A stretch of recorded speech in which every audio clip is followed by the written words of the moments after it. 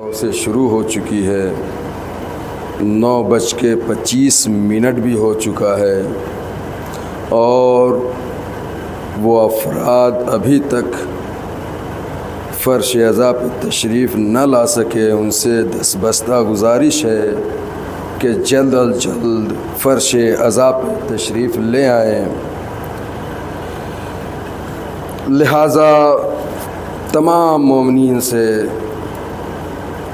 تمام اہل ایمان سے اللہ نے ایک جملہ فرمایا۔ رسول اسلام کا قول ہے، رسول اسلام ارشاد فرماتے ہیں کہ اے مومنو، اے لوگو، اے افراد، اے کل جہان کے لوگ، سنو۔ کہتے ہیں کہ مومن سے رسول اسلام نے کہا اور ہمارے اور آپ سے بھی خطاب کیا۔ کیا خطاب کیا؟ کہا دیکھو، کبھی بھی تم مومنوں کے عیب کو ظاہر نہ کرو۔ رسول اسلام کی حدیث ہے کہ تم مومنوں کے عیب کو ظاہر نہ کرو۔ اب اس پہ ذرا آپ غور کریں، توجہ کریں کہ رسول اسلام کی نگاہ میں اس کائنات میں نہ جانے کتنے افراد ہیں۔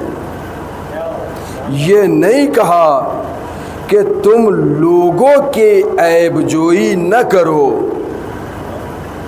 بلکہ قید لگائی ہے، شرط لگایا ہے، کہا کہ مومنوں کے عیب جوئی نہ کرو۔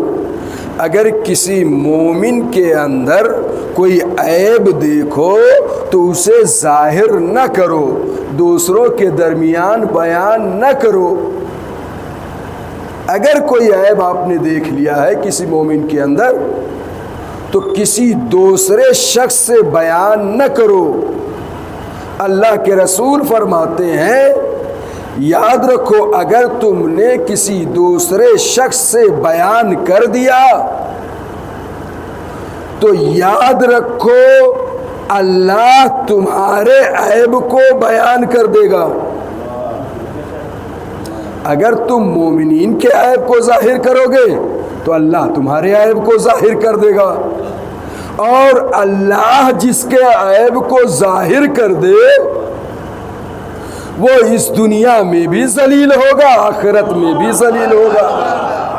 ایک صلوات پڑھے محمد وآل محمد پر۔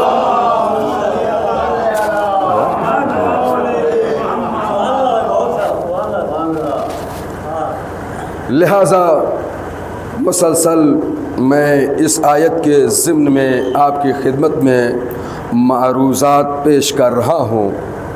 آج ماہ محرم اپنے 5ویں مراحل میں داخل ہو کے اتمام کو پہنچ رہا ہے۔ آج 5 ماہ محرم گزر گئی، رفتہ رفتہ یہ وقت آگے بڑھتا چلا جائے گا اور ہم دستے کف ملتے رہ جائیں گے۔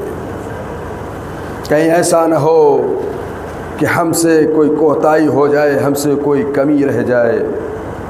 لہٰذا جتنا بھی ہو سکے عقیدت کے ساتھ، عزت کے ساتھ، شرافت کے ساتھ، اخلاص کے ساتھ، عمل کے ساتھ، عبادت کے ساتھ، رضایت کے ساتھ، محنت کے ساتھ، ہمت کے ساتھ، شجاعت کے ساتھ، نصیحت کے ساتھ اپنے آپ کو آمادہ کریں کہ ہر مرحلے میں ہم حسین کے ساتھ ہیں۔ اگر صداقت کی ضرورت پڑے تو ہم صادق بن کے حسین کی مدد کے لیے آمادہ ہوں۔ اگر اخلاص کی ضرورت پڑے تو ہم خالص بن کے حسین کے لیے آمادہ ہوں۔ اخلاص یعنی آپ بہتر جانتے ہیں، کہیں ایسا نہ ہو کہ آپ کے اندر برتری آ جائے، آپ کے اندر تکبر آ جائے کہ ہم نے تو 1.25 لاکھ کا تبرک بانٹ دیا۔ معیار تبرک نہیں ہے، معیار تبرک نہیں ہے، بلکہ معیار مجلس حسین ہے، مجلس حسین ہے۔ بی بی یہ پوچھیں گے کہ کون بیٹھا، کون فرش عزا سے دور رہا، کون بیٹھا، کون فرش عزا سے دور رہا۔ جو فرش عزا پہ آ گیا اس کی دنیا بھی بن گئی، آخرت بھی بن گئی۔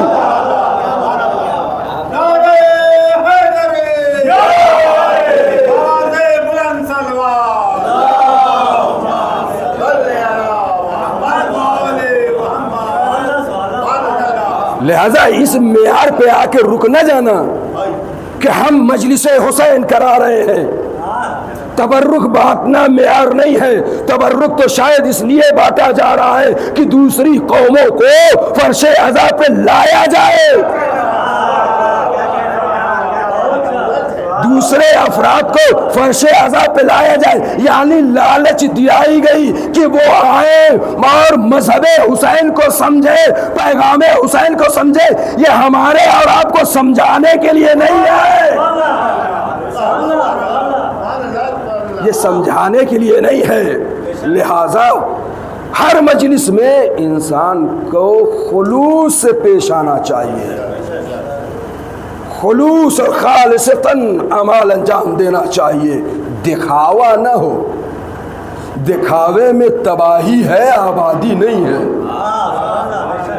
دکھاوے میں تباہی نظر آئے گی، آبادی نہیں ہے۔ لہذا اپنے آپ کو اتنا مجسم کرو، اتنا پیکر خالص میں ڈھال لو کہ جب اگر توبہ یا غلطی کر کے حسین کی خدمت میں پہنچو تو حسین یہ کہنے پر مجبور ہو جائے انتا حر فی الدنیا والآخرہ۔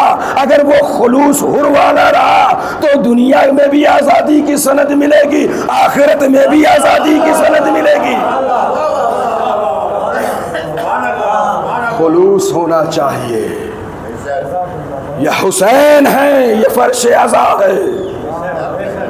عزاداری کا مقصد یہی ہے کہ فرش عزا پہ بیٹھ کر ان پیغامات کو دہرایا جائے جو 1400 سال رسول اسلام نے ہمارے اور ان کے درمیان بیان کیا تھا۔ لہذا اخلاص ہونا چاہیے۔ اور لبیک یا حسین کا اصل مقصد بھی یہی ہے۔ لبیک کا مطلب یہ ہے کہ ہم صادق بن کے، ہم امین بن کے، ہم عابد بن کے، ہم زاہد بن کے، ہم متقی بن کے، ہم پرہیزگار بن کے، ہم عبادت گزار بن کے، ہم شجاع بن کے، ہم بہادر بن کے حسین کی خدمت میں اپنے آپ کو پیش کریں۔ یہ ہے لبیک یا حسین کا مطلب۔ لبیک یا حسین، لبیک یا حسین، لبیک یا حسین، لبیک یا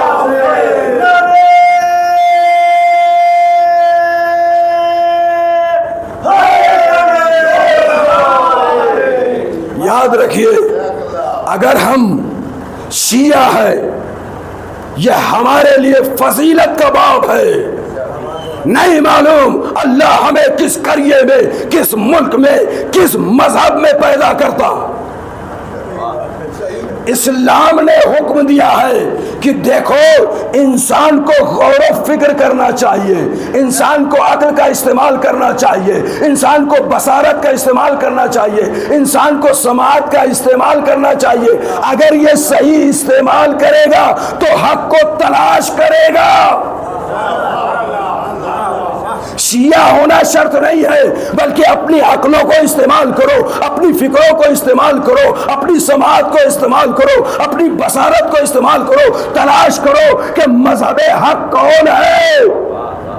اب اگر ان کا استعمال کر کے تم نے مذہب کو اختیار کر لیا اور مذہب حق کو اختیار کر لیا تو گویا تم نے یقین پیدا کر لیا، تم نے جزم پیدا کر لیا کہ ہمارے نزدیک، ہماری فکر کے نزدیک یہ مذہب حق پر ہے، یہ مذہب سچائی پر ہے۔ تو واضح یہ ہوا کائنات میں جتنے بھی مذاہب ہیں کہیں نہ کہیں کسی نہ کسی مقام پر آ کر رک جاتا ہے، ہر سوال کا جواب نہیں دے پاتا، ہر مقام پر دفاع نہیں کر پاتا۔ یہ واحد مذہب ہے کہ کسی نے جب بھی سوال کیا تو کبھی علی اول سامنے آیا، کبھی علی دوم سامنے آیا، کبھی علی سوم سامنے آیا، یہاں تک کہ اللہ نے ہمیں خالی نہیں چھوڑا، کہا اگر امامت نہ رہے، ظاہراً دکھائی نہ دے تو مرجع کی شکل میں، آیت اللہ کی شکل میں ہمارے درمیان چھوڑا کہ اگر ضرورت پڑے تو مسائل کو یہ حل کریں گے۔ صلوات پڑھے محمد وآل محمد۔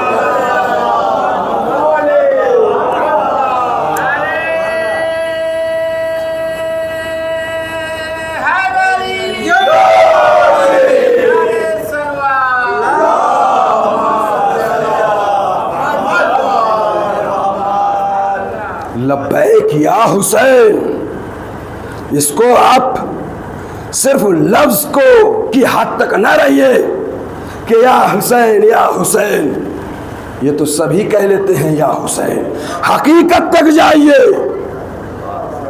جب آپ اس حقیقت کے تحت لبیک یا حسین کہیں گے تو آپ کا عقیدہ محکم ہوگا، آپ کے زبان میں صداقت نظر آئے گی، آپ کے زبان میں عبادت نظر آئے گی، آپ کے کردار میں کردار حسینی نظر آئے گا، آپ کا کردار نہیں ہوگا کردار حسینی و علوی نظر آئے گا۔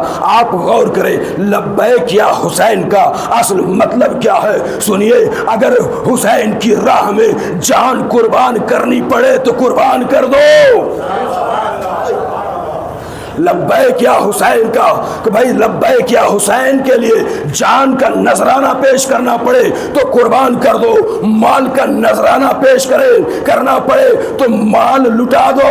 لبیک حسین کا مطلب یہ ہے، امام فرماتے ہیں، ایک عالم دین نے یہ جملہ کہا، سن لو، لبیک کا مطلب یہ ہے کہ اگر کوئی مرد مجاہد میدان میں تمہیں بلائے تو زوجہ کو چاہیے، بہن کو چاہیے، بھائی کو چاہیے کہ اپنے گھروں کو آمادہ کرے، کس لیے؟ تاکہ میدان جہاد میں جا سکے۔ جو کل حسین نے حل من ناصر ینصرنا کی آواز لگائی تھی تو بیٹا بیٹا بن کر جائے، بھائی بھائی بن کر جائے، ماموں ماموں بن کر جائے، دادا دادا بن کر جائے، میدان میں ایسے اترے کہ کہتا ہوا نظر آئے لبیک یا حسین۔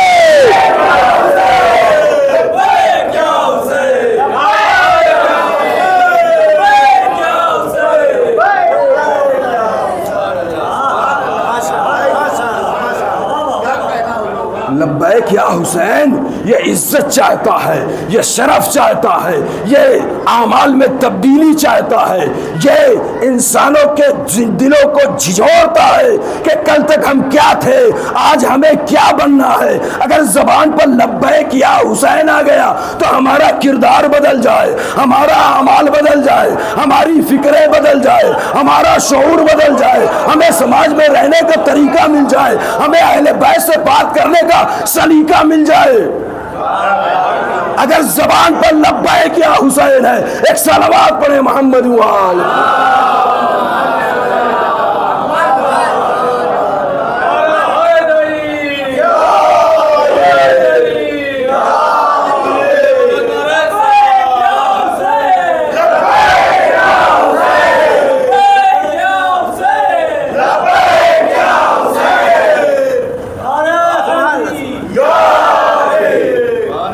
لبیک یا حسین، یہ کب آپ کہیں گے؟ جب آپ کے پاس علم ہوگا، جب آپ کے پاس معرفت ہوگی، جب آپ کے پاس تعلیم ہوگا۔ اگر یہ چیزیں ہیں تو لبیک یا حسین کا مطلب آپ سمجھیں گے۔ اگر تعلیم نہیں ہے تو یہ زبانی دعویٰ ہے، قلبی دعویٰ نہیں ہے۔ لبیک یا حسین، لبیک یا حسین، تو یہ جملہ سب سے پہلے کہاں استعمال ہوا؟ کس مقام پر شریعت نے استعمال کیا؟ کس جگہ استعمال کیا؟ تو سنیے، لبیک یا حسین، سب سے پہلے لبیک کا مطلب بتاؤ، پھر یا حسین بڑھاؤں گا۔ لبیک سب سے پہلے کہاں اور کس مقام پر استعمال ہوا؟ ہم میں سے کچھ افراد ایسے ہیں جو حج بھی کر چکے ہوں گے، کچھ عمرہ بھی کر چکے ہوں گے، اور جن کو یہ نصیب نہیں ہوا پروردگارہ انہیں اتنی قوت دے، اتنا مال و زر دے کہ حج و عمرے کی زیارت کے لیے جا سکیں۔ تو جو بھی حاجی ہے، پوری توجہ چاہ رہا ہوں، جتنے بھی حاجی جاتے ہیں، چاہے وہ حج کرے چاہے وہ عمرہ کرے، جب بھی احرام باندھتے ہیں تو احرام کے ذکر میں سے ایک ذکر یہ ہے کہ لبیک لکا لبیک اللہم لکا لبیک لا شریک لکا۔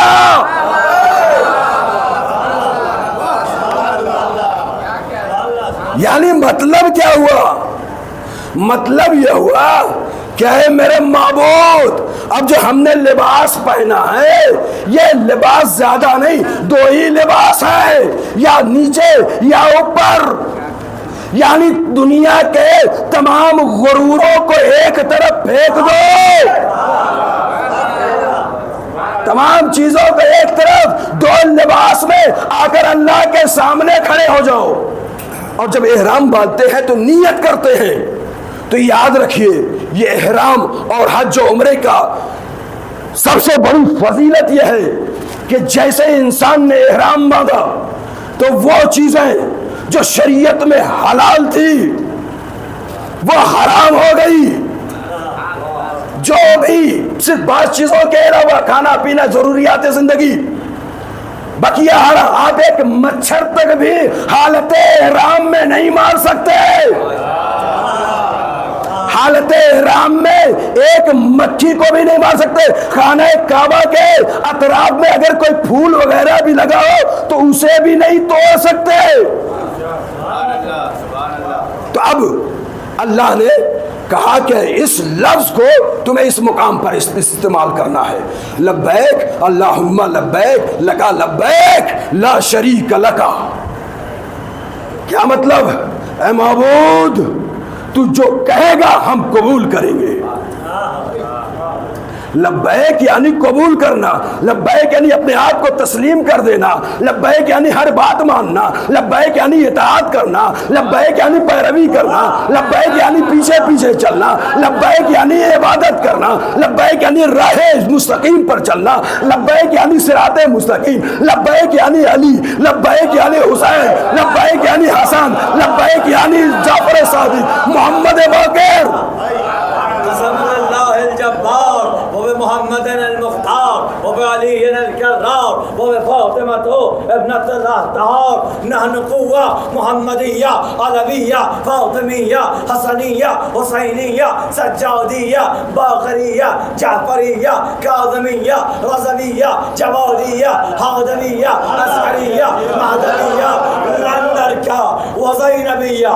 لبيك يا حسين، لبيك يا حسين، لبیک یا حسین، حیدری محمد آل محمد صلی اللہ۔ اب آپ نے احرام مان لیا، اب باندھ کے سارے مراحل کو انجام دینا ہے۔ مکہ، منا، خانہ کعبہ کا طواف، اور مینا میں جا کے کچھ اعمال ہے وہاں میں انجام دینا، تو راستے میں تمہیں ہر جگہ یہ کہنا پڑے گا لبیک اللہم لبیک لکا لبیک لا شریک لکا۔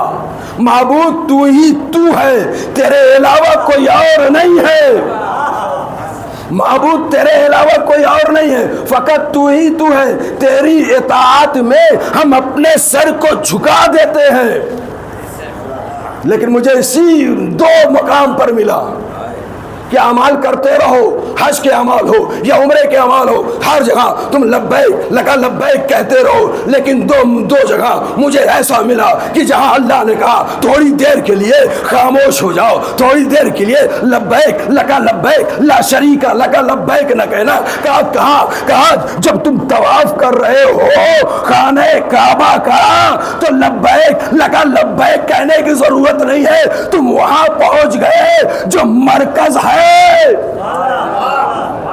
تو تم اس مقام پر پہنچ گئے جو مرکز ہے۔ ایک مرحلہ یہ ہے، دوسرا مرحلہ میں آسانی سے سناؤں گا، ایک سال وقت پڑے محمد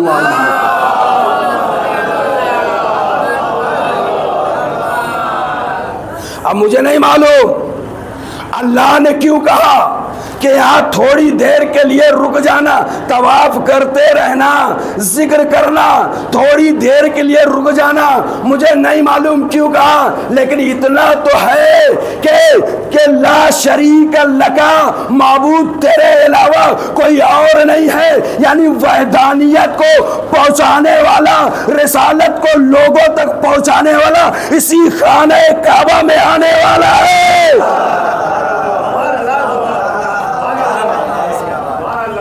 بات آگے بڑھی، یہاں کے عمل انجام دے دیے گا۔ اب مینا کے میدان میں پہنچے، معبود یہ تو سب سے بہترین عمل ہے، کہاں دوسرا مقام وہ ہے جہاں جتنے بھی حاجی جاتے ہیں، جتنے بھی عمرہ کرنے والے جاتے ہیں، انہیں اس مقام پر اللہم لبیک لکا لبیک لا شریک لکا لبیک کہنے کا حکم نہیں ہے۔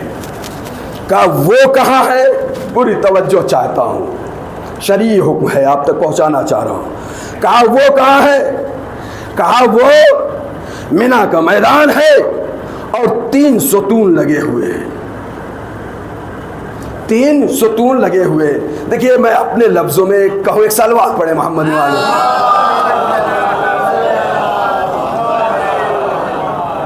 اگر کسی کو چھیڑنا ہو، کسی کو بھی، تو آپ اسے 1 مرتبہ کہیے بھائی ایسا نہ کرو، 2 مرتبہ کہیے ایسا نہ کرو، 3 مرتبہ کہیے ایسا نہ کرو، 4تھی مرتبہ اس کی چڑ بن جائے گی۔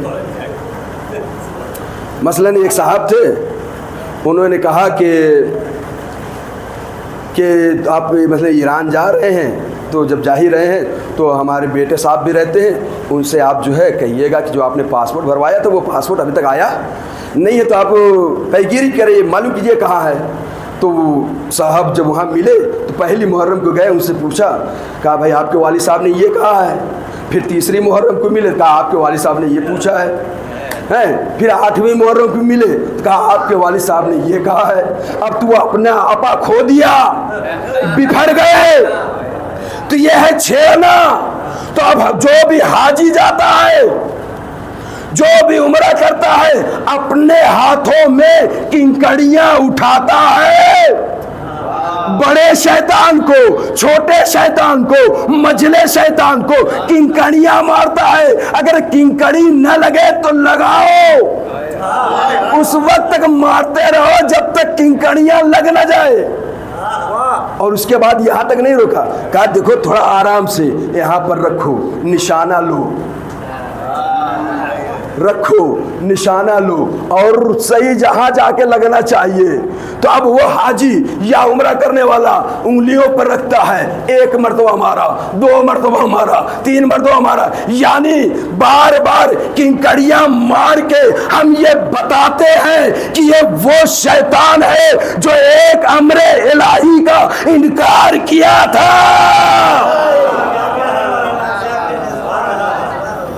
یہ وہ شیطان ہے جو اللہ نے ایک حکم دیا تھا، پوری توجہ چاہ رہا ہوں، اللہ نے ایک حکم دیا تھا کہ آدم کا سجدہ کرو، اس نے آدم کا سجدہ نہیں کیا۔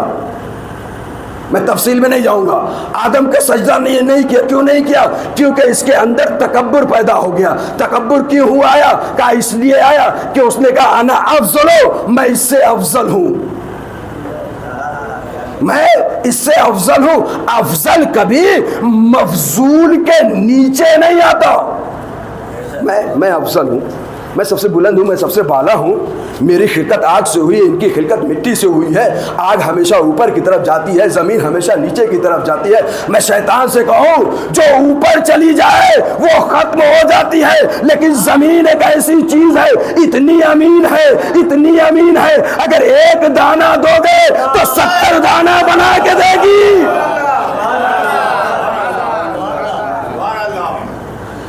تو ایک انکار کیا تھا اس نے، تو آج تک حکم الہی صادر ہو گیا۔ اللہ کا حکم جتنے بھی حاجی جائیں سب کنکریاں لے کر نشانہ لگا لگا کر مارے، تو ایک حکم کا اگر کوئی انکار کر دے اسے کنکریاں ماری جاتی ہے، اسے شیطان کہا جاتا ہے۔ اب تاریخ اسلام نے کہا کچھ لوگوں نے کئی حکم بڑھا دیے، کئی حکم گھٹا دیے۔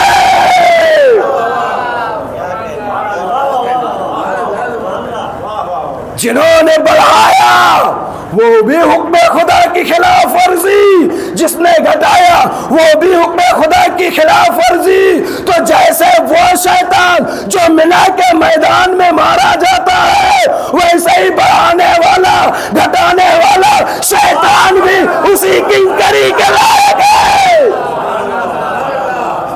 اپنے لفظوں سے میں کہوں، جیسے وہاں جا کر ہم شیطان کو چھیڑتے ہیں، اسی طریقے سے بڑھانے والے کو ہمارے فرش اعضاء پہ چھیڑ کے بتاتے ہیں کہ ہم اہل حق پر ہیں۔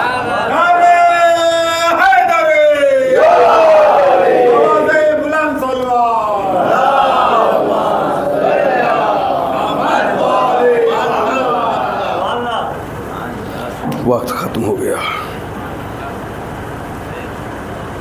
ہم چھیڑ کے بتاتے ہیں۔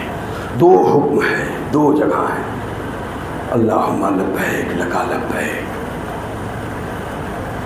نہیں وہاں بھی نہیں کہہ سکتے، باتیں بہت سی ہیں، انشاءاللہ کل یہ لبیک کی حقیقت کیا ہے۔ حسن نصر اللہ نے ایک جملہ کہا، پوری بات نہیں کہوں گا۔ لبیک کا مطلب یہ ہے کہ اگر جان کی قربانی دینا پڑے تو ہم آمادہ ہیں، اولاد کی قربانی دینی پڑے تو ہم آمادہ ہیں، اپنے بچوں کی اور خود کی جان دینی پڑے تو ہم آمادہ ہیں۔ کس لیے؟ لبیک یا حسین کی صدا بن کے، حسین کا جواب بن کے ہم آمادہ ہیں۔ ہمارے اندر وہ تبدیلیاں ہیں، اگر حسین آ جائیں اور مانگے کہ ہمیں جان چاہیے، دینے کے لیے آمادہ ہیں۔ مجھے مال چاہیے، ایسا اپنے آپ کو خالص بناؤ کہ اگر حسین آواز لگا دے یا حسین کا آخری فرزند آواز لگائے، ایسا نہ ہو کہ ہم سوتے رہ جائیں۔ فرزند آخر جو آواز لگائے گا تو ساری کائنات میں گونجے گی، جس کے اندر خلوص ہوگا، جس کے اندر ایمان ہوگا، جو اہل ایمان ہوگا، وہ اس فرزند آخر کی آواز پر لبیک کہتا ہوا نظر آئے گا۔ جس کے اندر خلوص نہ ہوگا، جس کے اوپر ایمان، جس کے اندر ایمان نہ ہوگا، وہ اپنی جگہ، اپنے بستر پر، اپنے مقام پر سوتا ہوا نظر آئے گا۔ لیکن اللہ نے کہا کہ جب آخر بلائے گا، اگر کوئی قبروں کے اندر با ایمان ہے تو اپنی قبروں کو چھوڑ کر خانہ کعبہ پہنچے گا اور امام کی ہمراہی کرے گا، ایک لفظ کہے گا، لبیک یا مہدی، لبیک یا مہدی، لبیک یا مہدی۔ لہذا اپنی عقل کا صحیح استعمال کریں، اپنی فکر کا صحیح استعمال کریں، اور اپنے قلب کا بھی صحیح استعمال کریں۔ اللہ نے ارشاد فرمایا، ان السمع والبصر والفؤاد کل اولئک عنہ مسئولا۔ یہ جو ہم مسلسل 3 دن سے بیان کر رہے ہیں نا، اللہ کہہ رہا ہے یہ کان جو ہے، یہ آنکھیں جو ہیں، اور یہ دل و دماغ جو ہے، ہم ان تینوں سے سوال کریں گے۔ تمہاری جواب کا پروردگار منتظر نہیں ہے کہ تم بولو گے تو جواب نہیں. اللہ حکم دے گا تو یہ کان آگے بڑھے گا, اللہ حکم دے گا تو یہ آنکھیں بتائے گی, اللہ حکم دے گا تو یہ دل و دماغ بیان کرے گا. تو اللہ یہ کہہ رہا ہے انہو کانا انہو مسئولا, ان سے سوال کیا جائے گا. میں اپنی بات کو اسی جہاں روک رہا ہوں. کیوں؟ اس لیے کہ دل کا صحیح استعمال اگر کرو گے تو جواب دے پاؤ گے. ایک جملہ میں جوانوں کے لیے عرض کروں, ایک صلوات پڑھیں محمد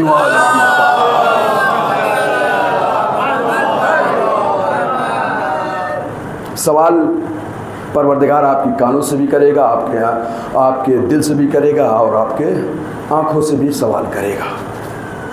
زبان سے ان پر سوال جواب نہیں دینا ہے. تو یہ جو پوسٹیں ہم تک آتی ہیں واٹس ایپ پر یا دیگر چیزوں کے اوپر, آپ نے دیکھا بہت اچھی, اور پھر فوراً فارورڈ کر دیا. دیکھا اچھی لگی فارورڈ کر دیا. تو یاد رکھیے پہلے اسے پڑھیے, اس کی تحقیق کیجئے صحیح ہے یا نہیں ہے. ایسا تو نہیں دشمن کی طرف سے ہے, ایسا تو نہیں کوئی غلط بات لکھی ہوئی ہے, ایسا تو نہیں یہ حدیث معصوم کی ہے بھی یا نہیں ہے. آپ نے فوراً دیکھا اور فوراً فارورڈ کر دیا. اگر وہ بات غلط رہی تو یاد رکھیے جو فارورڈ کیا ہے دوسری جگہ بھیجا اس نے عمل کیا تو آپ گنہگار بنیں گے. لہذا آپ کی ذمہ داری یہ ہے کہ آپ پڑھیے, دیکھیے, تحقیق کریے صحیح ہے یا صحیح نہیں ہے. یہ پوری عالم اسلام کے لیے نہیں, سب کے لیے کہہ رہا ہوں. فوراً فارورڈ کرنے کی ضرورت نہیں ہے, بلکہ دیکھیے, غور کریے, فکر کریے, کیونکہ آپ کی آنکھوں نے دیکھا تو یہ مورد سوال واقع ہوگی روز محشر. ہم تمہاری زبان سے نہیں پوچھیں گے, تمہاری آنکھوں سے پوچھیں گے. ہم تمہاری زبان سے نہیں پوچھیں گے, تمہارے کان سے پوچھیں گے, تمہارے دل و دماغ سے پوچھیں گے. اگر ہمارا اعمال خالص رہا تو ہم جواب دے پائیں گے, اگر خالص نہ رہا تو یہ جواب دیں گے. اب یہ کہیں گے ہم نے یہ برائی کی, ہم نے یہ برائی کی, ہم نے یہ سنا, ہم نے وہ سنا. کان آواز دے گا ارے یہ غیبت کر رہے تھے. کون؟ ایک سال بعد پڑھے محمد محمد کو سنیے اچھا. کان, اچھی بات ہو رہی ہو تو لوگ بہت کم سنیں گے. یہ فرض اعضا ہے. ذکر معصوم ہو رہا ہے, کچھ لوگ باہر بیٹھے ہوئے ہیں, کھڑے ہوئے. بھائی جو قریب سے سننے میں مزہ ہے وہ دور سے تو نہیں ہے. اور قریب میں نہیں کہہ رہا ہوں, فرش اعضا کی ایک الگ عظمت ہے, اہمیت ہے, اسے بتانے کی بھی ضرورت نہیں. لیکن میں جو بیان کر رہا ہوں وہ آپ سن رہے ہیں. تو اب ایک میں بیان کر رہا ہوں, یہ ہے خیر, فعل خیر. آپ ہو سکتا ہے توجہ دے, ہو سکتا ہے نہ دے, دے بھی رہے ہیں انشاءاللہ کہ دے رہے ہیں, لیکن کچھ لوگ ہیں جو توجہ نہیں دے رہے ہیں. تو جب اچھی باتیں ہوتی ہے تو لوگ توجہ دیتے بھی ہیں اور نہیں بھی دیتے. لیکن اگر کوئی کی غیبت ہو رہی ہو تو دور کھڑا بھی انسان قریب آ کر کان لگا کے سننے لگتا ہے.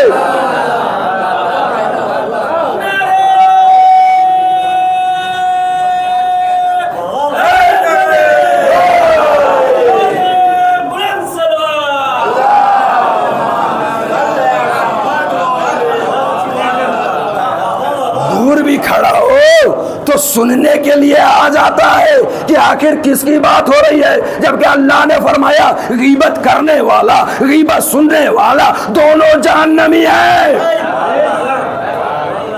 تو یہ بتاؤ یہاں زیادہ شرف ہے یا وہ سن کے جہنم میں جانا بہتر ہے؟ اپنے آپ کو جنت و جہنم کے درمیان رکھو. غیبتوں سے بچو, برائیوں سے بچو, لوگوں کی غیبتوں سے بچو, لوگوں کا حق نہ مارو, کسی کی برائی نہ کرو, بلکہ اپنے آپ کو بچاؤ اور بچا کر اس فرش اعضا پہ تشریف لے آؤ. یہ فرش اعضا واحد جگہ ہے جو تمہیں جنت تک لے جائے گی. باہر رہ کے مجلس عزا سے دور رہ کے غیبتیں کر کے یہ سبب بنے گی جو تمہیں جہنم تک لے جائے گی. اب یہ تمہارا فیصلہ ہے کہ دور کھڑے ہو کے لبیک یا حسین کہو یا فرش عزا پہ آ کے لبیک یا حسین کہو.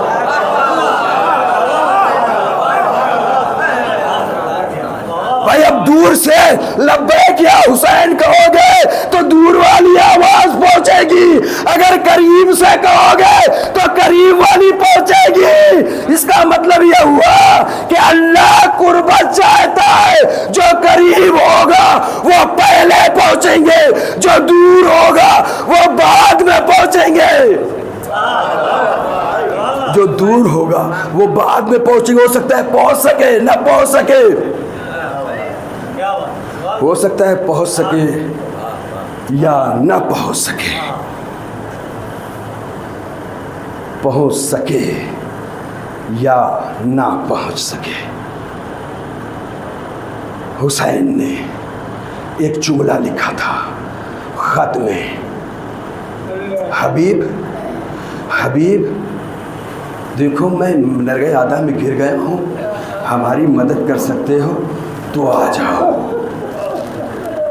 اس جملے کے لیے میں نے تکلیف دی ہے, آ جاؤ. دیکھو آنے میں کوتاہی نہ کرنا. آپ نے غور کیا کبھی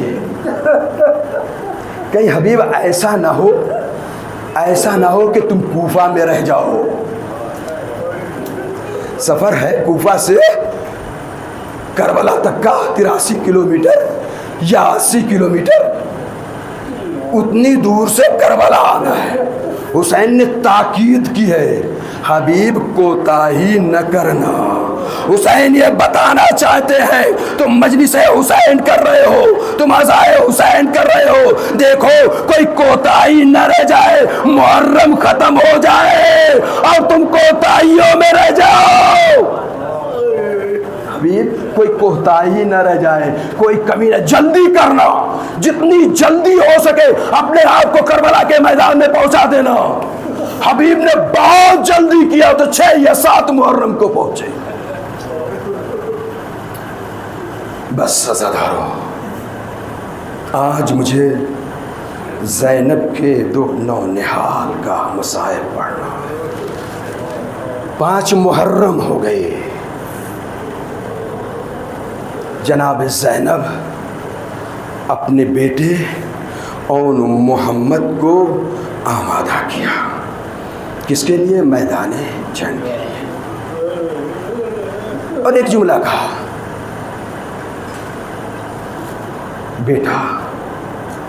بیٹا جاؤ میدان میں جاؤ اور راہ خدا میں قربان ہو جاؤ. اب یہاں پر ایک جملہ مجھے ملا, سوچتا ہوں آپ کی خدمت میں عرض کروں کہ زینب نے کہا کہ میرے لال جاؤ قربان ہو جاؤ, اپنے ماموں کے اوپر قربان ہو جاؤ. کہنے کی ضرورت کیا تھی کہ جاؤ اپنے ماموں کے اوپر قربان ہو جاؤ. جو بھی آیا ہے اسے قربانی دینی ہے اور امام کے اطاعت میں سر کو خم کرنا ہے. تو زینب سلام اللہ علیہ نے ایک جملہ یہ کہا کہ جاؤ اپنے ماموں پر قربان ہو جاؤ. یہ لفظ ماموں کا استعمال کیوں کیا؟ کہا دیکھو جب عرب میں کسی کو غیرت دلانی ہوتی ہے, اور ہمارے یہاں اور آپ کے یہاں بھی یہی ہے کہ جب کسی کو غیرت دلانی ہوتی ہے تو کہا جاتا ہے کہ دیکھو وہ تمہارے باپ ہیں, وہ تمہارے ماموں ہیں, وہ تمہارے چچا ہیں, وہ تمہارے بھائی ہیں, ان کے یہاں کمی نہ ہونے پائے, اپنے آپ کو قربان کر دینا. زینب نے اون محمد کو غیرت دلائی, یہ تمہارے ماموں ہیں. بس سزادارو, دونوں لال گھوڑے پر سوار ہو گئے. مقتل نکاح بہت چھوٹے تھے. ایک کو امام حسین نے سوار کیا, محمد کو جناب عباس نے سوار کیا. دونوں لال، دونوں بھائی آنکھوں آنکھوں میں گفتگو کرنے لگے. بڑے بھائی نے چھوٹے بھائی سے کہا کہ مجھے عمر سعد کو قتل کرنا ہے، تو ایسا کرو کہ میں میمنہ کی طرف سے جاتا ہوں اور تم میسرہ کی طرف سے آؤ، اور بیچ میں عمر سعد کا خیمہ ہے، وہاں ملاقات ہوگی. ادھر سے آؤن چلے، ادھر سے محمد چلے. لڑتے لڑتے اس مقام پر پہنچ گئے جہاں عمر سعد کا خیمہ تھا، اور مقتل نے لکھا کہ وہ تو وہاں سے نکل گیا. جب وہاں پہنچے تو اون محمد کو دریا دکھائی دیا. دریا دکھائی دیا. بڑے بھائی نے چھوٹے بھائی سے کہا ہے کاش ہم مشق سکینہ لائے ہوتے، پانی بھر کے لے جاتے. بس عزادارو، میں بات کو بڑھا نہیں رہا ہوں، بس جلدی سے ختم کرنا چاہتا ہوں. وہ وقت بھی آیا کہ اون محمد لڑتے لڑتے پیاس کی شدت نے اتنی تپش بڑھائی کہ دونوں بھائی لڑتے لڑتے اتنا زخموں سے چور ہو گئے کہ گھوڑے پر سنبھل نہ سکے. زین سے زمین پر آئے، آواز دی ماموں میری مدد کو آئیے، ماموں میری نصرت کو آئیے. اب حسین بھی پہنچے، عباس بھی پہنچے. جلدی جلدی 2-3 جملے پڑھوں گا، بس یہاں سے 30 سے زیادہ نہیں پڑھوں گا. امام حسین اور جناب عباس پہنچ گئے. اون محمد کے جنازے کو اٹھایا اور خیمے میں لے آئے. اب جملہ میرا پہلا یہاں سے شروع ہو رہا ہے. خیمے میں لے آئے، خیمے میں رکھ دیا.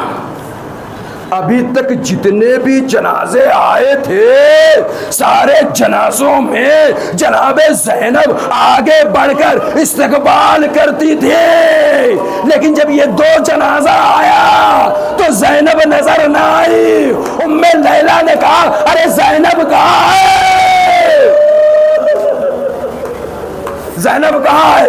زینب دکھ نہیں رہی ہے. بڑا تلاش کیا گیا تو پتا چلا زینب ایک خیمے میں. پوچھا زینب آخر کیوں نہیں آ رہی ہو؟ کہا اس لیے نہیں آ رہا کہیں میرا بھیا حسین شرمندہ نہ ہو جائے کہ زینب کی ناز کربلا میں ختم ہو گئی. جملہ ختم ہو گیا. ایک جملہ ختم ہو گیا، آپ کی آنکھوں میں آنسو آ گیا. یہ ایک قطرہ آنسو ہمارے لیے نجات کا سبب بنے گا. دوسرا جملہ، زینب آئی، حسین نے بلایا. زینب نے، یہ ماں دنیا کی مائیں اور ہوتی ہیں، یہ زینب ہے، یہ ہاشمی گھرانے کی پلی ہوئی ہے. ایک مرتبہ خیمے میں داخل ہوئی، دیکھا آن کا جنازہ بھی پڑا ہوا ہے، محمد کا جنازہ بھی پڑا ہوا ہے. دونوں جنازے کے درمیان بیٹھ گئی، ایک ہاتھ آن کے سینے پر رکھا. یہ ماں ہے، ماں ہے، ماں سے برداشت نہیں ہوتا، لیکن ہائے زینب کبریٰ ایک ہاتھ آن کے سینے پر رکھا، ایک ہاتھ محمد کے سینے پر رکھا، اور ایک جملے کا اللہم ربنا تقبل منا حاضر الاعمال، اے میرے معبود میرے لال کی قربانی کو قبول کر. 2 جملے ختم ہو گئے. تیسرا جملہ، آخری جملہ، مجلس ختم. تاریخ کربلا نے کہیں نہیں لکھا کہ زینب نے اپنے دونوں لال پر گریہ کیا، نہیں لکھا. کیا یہ مصائب کم تھا کہ زینب کی آنکھوں کے سامنے دونوں لال کو پامال کیا جا رہا ہے؟ آنسو نہیں نکلا. زینب بے گور و کفن اپنے دونوں لال کو چھوڑ کے جا رہی ہیں، زینب کی آنکھوں سے آنسو نہیں نکلا. یہاں تک کہ شام میں 2 سر آئے، زینب آگے نہیں بڑھی، آنسو نہیں نکلا. یہ ماں ہے، زینب ہے، کہا میں حسین کے لیے گریا کروں گی. اپنے لال کو بھلا دیا, لال کو بھلا دیا. ہم اور آپ ہوتے تو ایسا کبھی نہیں کر سکتے. جوان کا لاشا برداشت کرنا بڑا مشکل ہوتا ہے. دو لال تھے, دونوں قربان ہو گئے. زینب کی آنکھوں میں آنسو نہیں آیا. مقتل کربلا ختم ہو گیا, کوفہ و شام کا بازار ختم ہو گیا, لیکن زینب نہیں روئی. 40 دن یا 1 سال تک زینب نے گریہ نہیں کیا. لیکن جب یہ زینب مدینے میں پہنچی ہے, سن لیجیے جملہ آرام آرام سے سنیے. محرم ختم ہو رہا ہے, 5 محرم میں کل 6 7 8 ختم ہو جائے گا. پھر ہمیں موقع ملے گا کہ نہیں ملے گا. ماہ محرم میں ہمیں پھر نہیں معلوم ہم سال آئندہ زندہ رہیں گے بھی یا نہیں رہیں گے. یہ مصائب ہی ہے, یہ آنسو ہی ہے, یہ عزاداری ہی ہے, یہ فرش عزا ہی ہے, یہ منبر ہی ہے جو ہمیں شرف بخشتا ہے, جو ہمیں منزل تک لے جاتا ہے, جو ہمیں مقام تک لے جاتا ہے. لہذا آنکھوں میں آنسو رہے. یاد رکھیے 9-10 محرم کو حسین نے کہیں پر ہمیں یاد نہیں کیا, لیکن جب علی اکبر کو, علی اصغر کو لے کر چلے ہیں تو ایک جگہ یاد کیا, اے میرے چاہنے والوں, اے میرے ماتم کرنے والوں, جب ٹھنڈا پانی پینا تو میری پیاس کو یاد کر لینا. نہیں روئی زینب, نہیں روئے, کہیں نہیں روئی. مقتل کربلا ختم ہو گیا, آپ مدینے پہنچ گئی. مدینے پہنچ گئی. ایک مرتبہ عبداللہ آئے اور آنے کے بعد سید سجاد سے کہا, سید سجاد اپنی پھوپھی اماں سے کہو کہ بہت دن ہو گیا ہے, آپ اپنے گھر تشریف نہیں لے آئی ہے, آپ اپنے گھر تشریف نہیں لے کے آئی ہے. اب سید سجاد ہیں, امام وقت ہیں, جناب زینب کے قریب گئے. کہا پھوپھی اماں چچا آئے تھے, پھوپھی اماں آئے تھے اور کہہ رہے تھے اپنے گھر کو آئیے. زینب نے چادر کو سنبھالا. آخری جملہ ہے, ختم کر دیا میں نے مجلس. زینب نے چادر کو سنبھالا, عبداللہ کے گھر میں داخل ہو گئی. کون ایسا شخص ہے جو اپنے اہل خاندان کو نہ پہچانتا؟ نہیں, اس سے بڑا جملہ میرے پاس ہے ہی نہیں, پڑھ ہی نہیں سکتا میں. کون ایسا شخص ہے جو اپنے اہل خاندان کے افراد کو نہ پہچانتا ہو, اور خاص طور سے اپنی زوجہ کو نہ پہچانے؟ دور جانے کا مقام ہے, لیکن ہائے رے, عبداللہ جیسے ہی داخل ہوئے ایک مرتبہ دیکھا کہ ضعیفہ لان میں بیٹھی ہوئی گریہ کر رہی, ہائے حسین, ہائے حسین, ہائے حسین, ہائے حسین, میرا اکبر مارا گیا, میرا قاسم مارا گیا, ہائے اصغر مارا گیا. ایک مرتبہ عبداللہ قریب گئے, شانے کو پکڑا, کہا اے بی بی اگر تمہیں رونا ہے تو سید سجاد آ گئے ہیں, جاؤ سید سجاد کو پرسا دو. ایک مرتبہ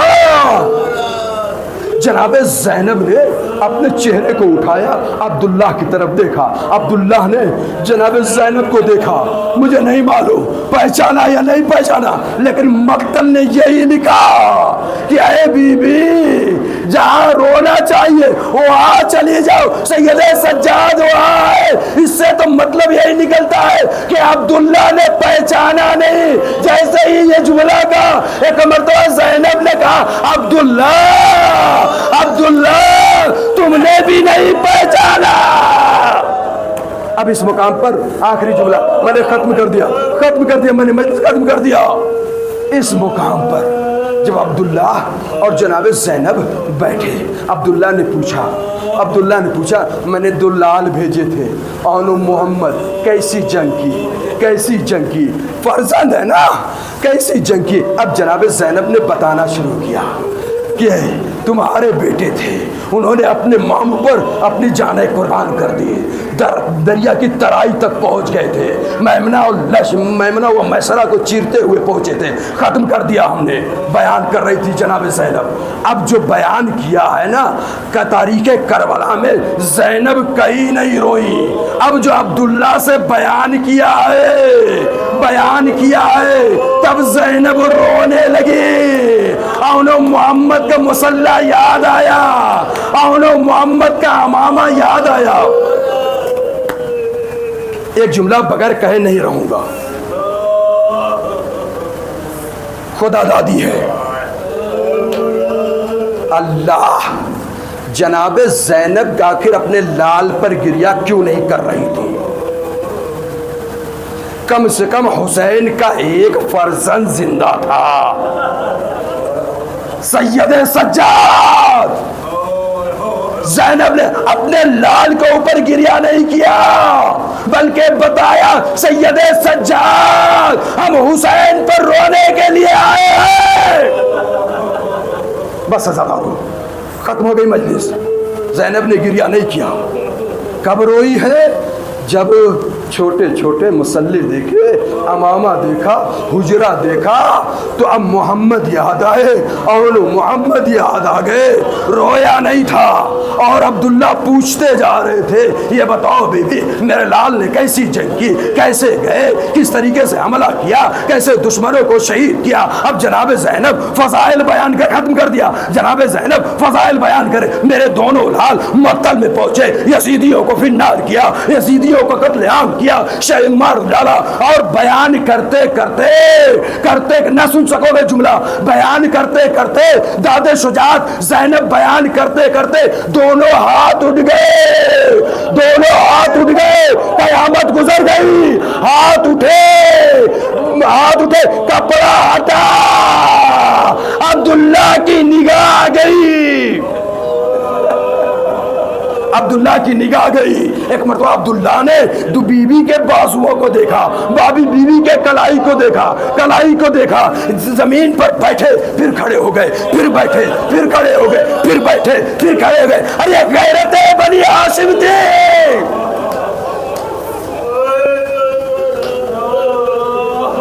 جناب زینب نے ختم کر دیا۔ جناب زینب نے ایک جملہ پوچھا، اے جعفر طیب میرے والی و وارث، کیا تمہیں اول محمد کا مصائب برداشت نہیں ہو رہا ہے کہ 3 مرتبہ بیٹھے اور کھڑے ہوئے پھر بیٹھے؟